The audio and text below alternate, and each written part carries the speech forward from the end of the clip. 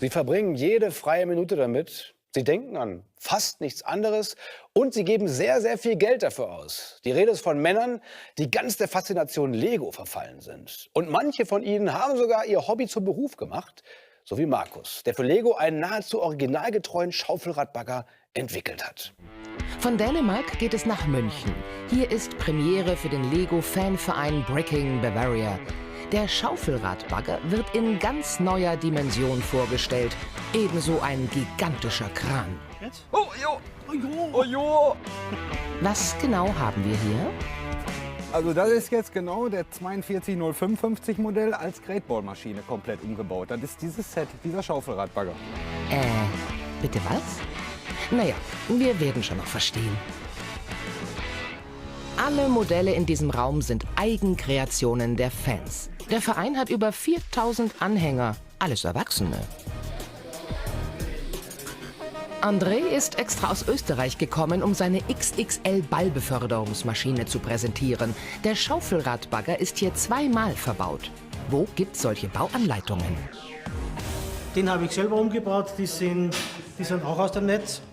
Das ist ein japanischer Ingenieur, der so Module baut. Und da kann man dann die Bauanleitung runterladen und es gibt auch eine Teileliste dazu. Just for fun. AFOL steht für Adult Fan of Lego und jeder, der den Titel trägt, ist stolz darauf. Nein, Lego ist nicht für Kinder. Also ich baue jetzt seit 30 Jahren Lego. Ich habe 10 Jahre nichts gemacht, Beruf wegen Beruf, und habe dann vor knapp 7 Jahren wieder angefangen. Die großen Männer lieben eben ihre kleinen Steine und sammeln stolz Andenken von jedem Event, auf das sie gehen. Und da gibt es für jede Ausstellung einen Stein. Und das ist dann, sage ich mal, so eine Namensstaffette. Die kann dann schon mal so lang werden oder auf der anderen Seite. Oder wir haben auch Leute, die tragen dann so.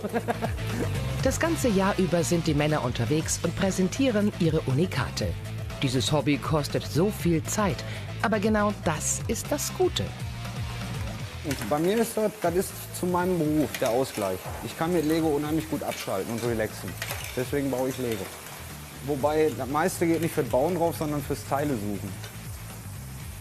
Also die Planung der Modelle und die Teilesuche im Internet. Was Lego teilweise aufgrund von Farben oder Produktion nicht direkt hat, muss man sich dann über die weltweite Online-Börse besorgen. Und das ist unheimlich aufwendig.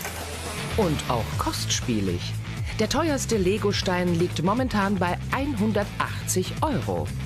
Das ist übrigens Andres Great Ball Machine. Die besteht aus 47.000 Teilen. Die 34 verschiedenen Module werden von 37 Motoren angetrieben. Kostenpunkt 3.000 €. Die Funktion der Maschine: kleine Kugeln ohne Unterbrechung immer wieder im Kreis zu befördern. Und je komplizierter die Beförderungsart, desto besser.